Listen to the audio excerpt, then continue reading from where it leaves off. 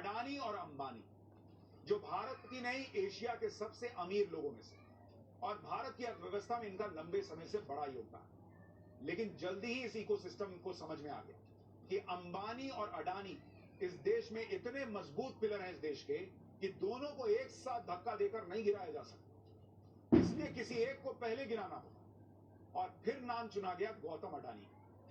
लेकिन वो नाम भी इंकी पिंकी पोंकी पो करके नहीं निकला है बॉस। गौतम अडानी को टारगेट करने के पीछे बड़ी सोची समझी साजिश दिखती है, क्योंकि अडानी न सिर्फ देश में बड़ा निवेश कर रहे हैं, हजारों नौकरियां दे रहे हैं, बल्कि वो विदेशों में भी ऐसी ऐसी स्ट्रेटेजिक इन्वेस्टमेंट कर रहे हैं जो भारत के हित साबित है, जिससे चीन से लेकर पाकिस्तान और अमेरिका तक बौखला जाता है। चाहे वो हाइफा पोर्ट हो जो अडानी ने खरीदा तो चीन बौरा गया, या फिर बांग्लादेश में बिजली देने से मना करना हो जिससे अमेरिका का डीप स्टेट पगला गया। कह दिया अडानी ने कि बिजली काट दूंगा तुम्हारे बांग्लादेश की। अडानी सिर्फ अपना हित नहीं, भारत का हित भी देखकर इन्वेस्टमेंट कर रहे हैं, और इसलिए पहले उनको रास्ते से हटाने का प्लान तैयार है, ताकि मोदी और मोदी का नया भारत दोनों एक साथ टारगेट हो। और ये सारी बातें आपको फैक्ट्स के साथ दिखाता हूं। आप भी कहेंगे कि बॉस ये बात में दम तो लग रहा। अडानी इसलिए टारगेट पर हैं क्योंकि उन्होंने बाहर ऐसे ऐसे इन्वेस्टमेंट किए हुए हैं जिससे न सिर्फ उन्हें बल्कि भारत को फ्यूचर में बड़ा फायदा होने वाला है।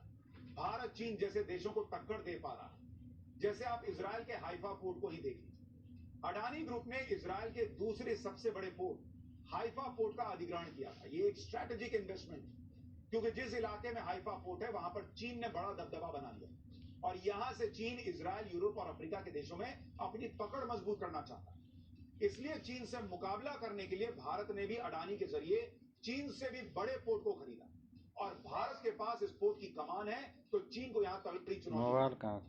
इसी वजह से चीन बौराया होगा कि मोदी ने तो उसकी सारी चालें फेल कर दी। आप ये भी में इंडोनेशिया में, म्यांमार में, केनिया में, ग्रीस में, तंजानिया में, ऑस्ट्रेलिया में, जब इस तरह से भारत की कंपनी जगह जगह अपनी पकड़ बना रही है और इससे भारत के हित साधे जा रहे हैं, तो फिर भारत से जलने वाले तो बौखलाएंगे।